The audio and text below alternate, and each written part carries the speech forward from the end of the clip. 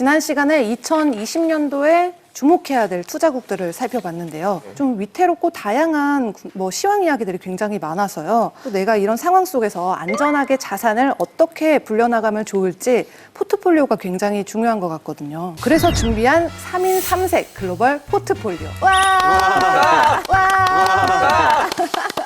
50대 이상이 되면은 안정을 추구하죠. 20대보다는 조금 더 안정적으로 하지만 5, 60대보다는 조금 더 공격적으로 나이가 깡패다. 좀 더 공격적이고 네, 먼저 50대 이상인 분들은 어떤 식으로 포트폴리오를 짜는지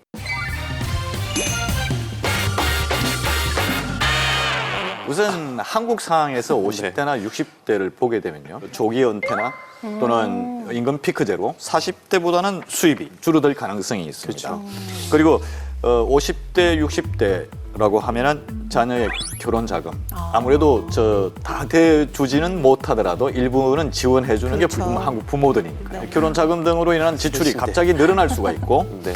그다음에 또 그 50대 이상이 되면은 좀 20대나 30대 또는 40대에 비해서 그 공격적인 투자를 못 하게 됩니다. 그렇죠. 안정을 추구하죠. 네. 그 안정적인 곳에 50대 이상은 한 50% 절반 정도를 투자를 하고, 즉 안정적이라고 하면은 월 지급식 그 배당금을 받는 뭐 네. ETF나 아니면은 그 주식이겠죠. 네. 그다음에 그 한 30%는 그 중도적인 거.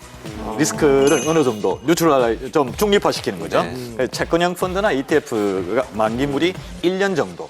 왜 그러냐면은 그 ETF 만기를 1년 정도로 잡는 것은 1년마다 현금 자산을 하시킬 수 있다는 거죠. 유동성적인 그렇죠. 가장 크죠. 예. 그리고 앞서 뭐 50%는 안정적, 30%는 중도적, 그다음에 20%는 조금 공격적으로 해도 됩니다. 이럴 때는 뭐 개별 주식이나 또 주식형 그 펀드나 ETF 같은 경우를 생각해 볼 수가 있죠. 제 생각은 그렇습니다만 다른 50대는 어떤지 모르겠습니다. 혹시 안정적인 투자를 통해서 자산을 불려나가기 위한 좀 더 구체적인 종목을 추천해 주실 수 있을까요? 아무래도 제 성향이 현금이 월 또는 분기별로 네. 그 배당 형태로 해서 들어오는 거, 네네. 그리고 또 어느 정도의 그 안정적인 것을 찾다 보니까 개별 주식보다는 그 ETF를 선호하게 되죠. 우선 그 처음에 말씀드린 이 인베스코 QQQ 신탁이라고 하는 것은 네. 나스닥 그 100종목 지표를 삼아서 움직이는 겁니다. 지금 현재 2019년 초부터 지금 현재까지 약 30% 이상 상승했습니다. 30%.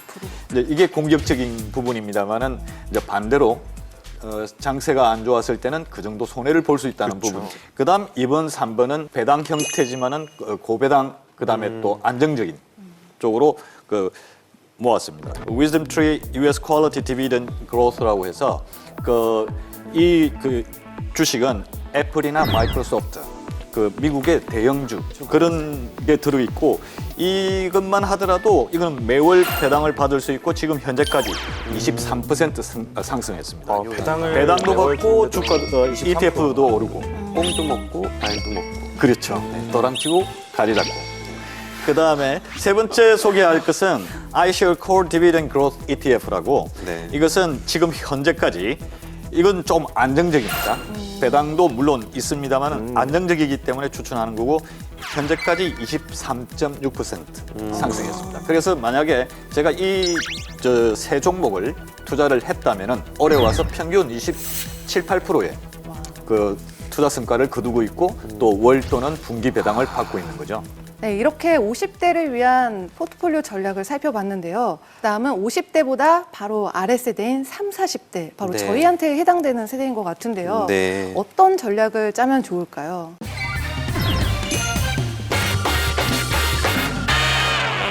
법칙 중에 자산의 배분 법칙 중에 100 마이너스 나이 법칙이 있어요. 그거는 100 빼기 나이. 저희가 만약에 20살이다 그러면 100 빼기 20에서 80% 정도는 공격적인 자산에 투자를 할 수 있고, 마찬가지로 내 나이가 70세다 그러면 공격적인 자산은 한 30% 정도만 가져가야 된다. 이런 거죠. 30, 40대 분들은 사실 20대보다는 조금 더 안정적으로 하지만 5, 60대보다는 조금 더 공격적으로 운용을 할 수 있어서 고배당 ETF인 PFF, 이화에서 추천드렸던 고배당 리츠 ETF였던 SRET, 이런 고배당 좀 수익을 담보할 수 있는 두 개의 SDIV라는 또 고배당 ETF가 있어요. 이거는 장이 조금 오르면 시세 차익까지도 얻을 수 있기 때문에 이 세 가지를 수익을 낼 수 있는 군으로 한쪽 한 50% 정도 하고요. 이 반대편엔 내년에 좀 어떻게 될지 너무 두려워라고 했을 때 미국 장기 채권 ETF인 TLT가 있을 수 있고요.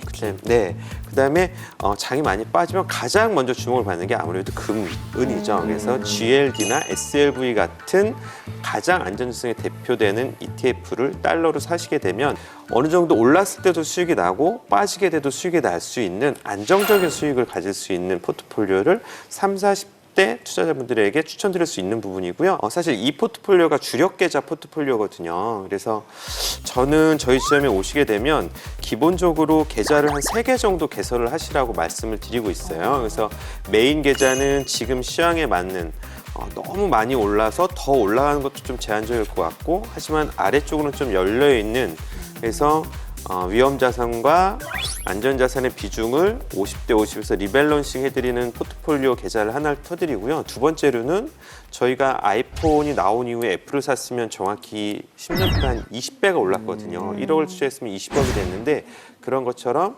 장기적으로 10년 정도 가져갔을 때 몇 배 이상 먹을 수 있는 그런 계좌를 하나 말씀드리고, 또 30, 40대는 분명히 자녀가 있을 확률이 크기 때문에 자녀들 계좌 이렇게 너무 좋네요, 그거. 네, 3가지 계좌. 사실 계좌를 하나 트는데 얼마가 드냐라고 물어보시는 분들이 계시는데 계좌는 10개를 트든 20개를 트든 돈이 들지 않기 때문에 계좌를 여러 개 트셔서 관리하시면 섞어서 관리할 때는 뒤죽박죽되는 경향이 있지만 딱 목적별로 계좌를 관리하시면 상당히 좋다는 말씀 드리고 싶습니다.